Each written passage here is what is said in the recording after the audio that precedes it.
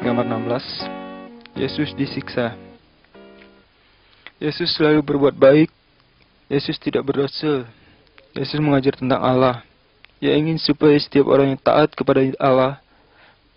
Tuhan Yesus menerangkan bahwa manusia itu berdosa. Banyak orang tidak mau mengakui dirinya berdosa. Mereka marah, lalu menangkap Tuhan Yesus.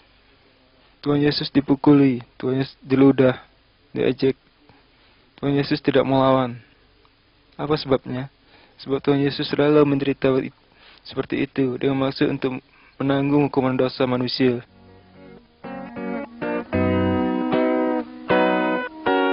Gambar 17. Yesus disalib. Tuhan Yesus bukan hanya disiksa, Tuhan Yesus dipakukan pada kayu palang, yaitu disalibkan. Tetapi Allah menyatakan kematian Tuhan Yesus itu adalah kurban bagi dosa kita. Tuhan Yesus menanggung hukuman dosa saudara dan dosa saya sampai dia mati. Kalau kita mengakui dosa kita dan percaya kepada Tuhan Yesus, kita diampuni. Apakah saudara percaya dan berterima kasih kepada Tuhan Yesus yang telah menanggung hukuman dosa saudara?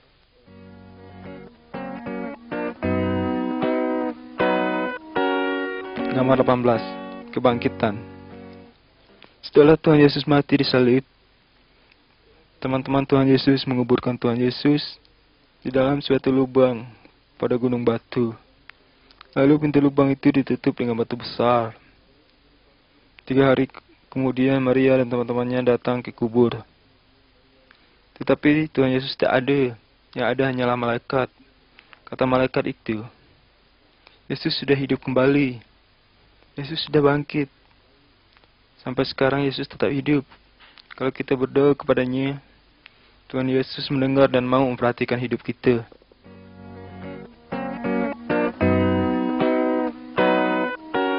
Gambar 19. Thomas.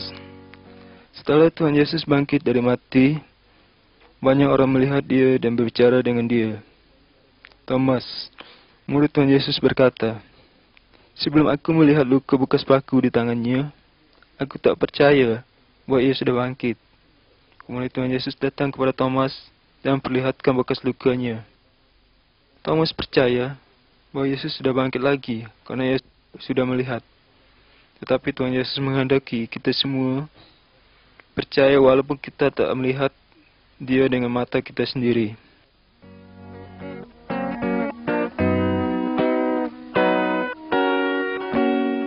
Gambar 20.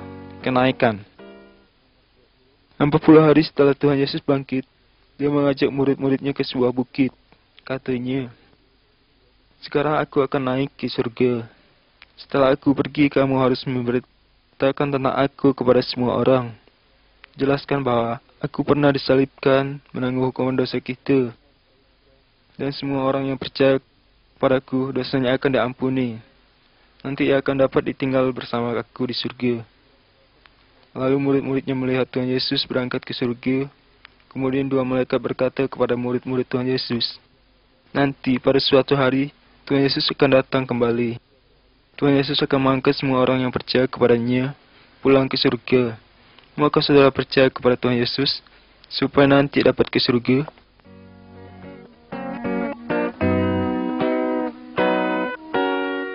Gambar 21.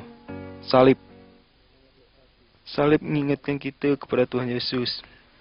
Tuhan Yesus tidak berdosa. Walaupun demikian, dia rela disiksa dan mati disalib supaya dapat menanggung hukuman dosa kita, dosa saudara dan dosa saya.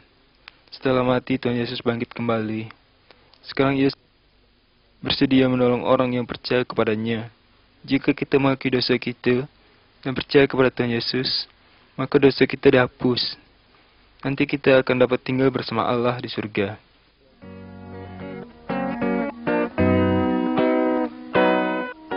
Gambar 22.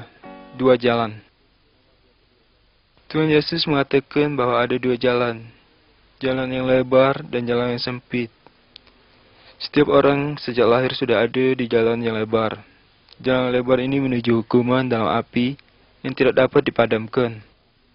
Apabila seseorang percaya kepada Tuhan Yesus dan taat kepada perintahnya, ia berpindah dari jalan yang lebar ke jalan yang sempit. Jalan yang sempit menuju hidup dengan Allah di surga. Maukah saudara percaya kepada Tuhan Yesus dan berjalan di jalan yang sempit? Jika saudara mau, katakanlah kepada Tuhan Yesus begini. Tuhan Yesus, saya mengaku bahwa saya berdosa. Saya percaya bahwa Tuhan Yesus telah mati di salib untuk menanggung hukuman dosa-dosa saya. Tuhan, ampunilah saya dan ubahlah hidup saya. Saya ingin tinggal bersama-sama dengan Allah. Terima kasih Tuhan Yesus. Amin. Jika saudara-saudara sungguh-sungguh berkata demikian kepada Tuhan Yesus, Dia menjadikan saudara anak Allah, dan Allah menjadi Bapa saudara.